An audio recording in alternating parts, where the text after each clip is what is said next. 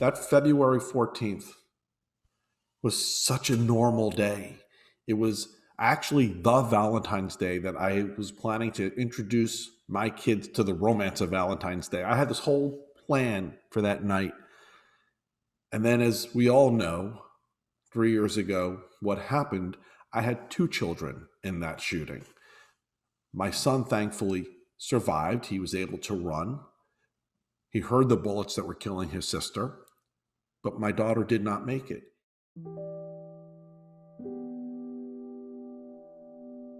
Jaime was my beautiful little dancer. She lived to dance, and she did so competitively. But as her dad, what made me most proud is who Jaime was as a person, because she knew right from wrong. She stood up for others. She had strength. She disliked bullies. She would put herself in between kids who were bullying and a kid being bullied. She took her personal time and volunteered for kids with special needs. But what I miss most about Jaime is her voice. She was the energy in any room she went into. She really was the voice in our house. You were either laughing because of Jaime, sometimes you were yelling because of Jaime. She was an incredibly stubborn child, but you were always reacting to Jaime. And that it wasn't only true in our house, it was true in the dance studio, it was true in school. She had that energy that just, you see it in special people. And my daughter had that in spades. I used to tell Jaime all the time that I could not wait for her to have her first boyfriend because I had my entire speech worked out. And I never got to tell it. We used to talk about what high school would be like, what college would be like. But my daughter doesn't get to graduate. I dreamt about her going to her prom. It's not going to happen. And so when people ask me about what I miss, it's every single normal life milestone. I didn't get to teach her to drive. I didn't get to watch her have the excitement of a first job. My daughter deserved to live. And because of violence, of gun violence, she didn't get the chance.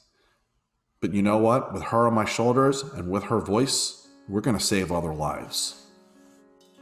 There has been a lot of progress. There's also been setback. Now, when you look at city and state level, gun safety legislation is passing. We are making a lot of progress. We had 4 years of an administration that was the megaphone for the gun lobby, of a Senate that wouldn't let any piece of legislation go forward from the House. So on a national level, we've actually fallen behind, especially because of the pandemic. Gun sales and ammunition sales have exploded.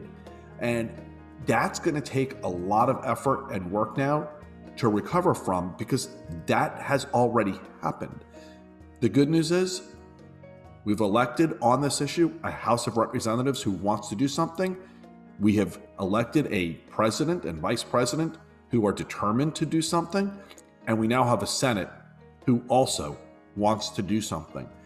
I have optimism going forward, but we have a lot of work to do. We know with certainty the NRA is in financial trouble. We know with certainty the majority of NRA members don't agree with NRA leadership.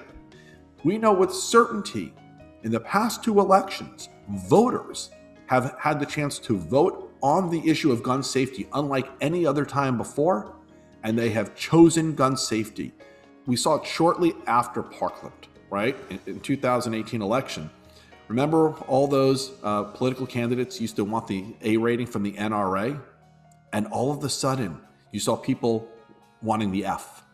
And the NRA dropped their rating system because all of a sudden it became an albatross, not a winner.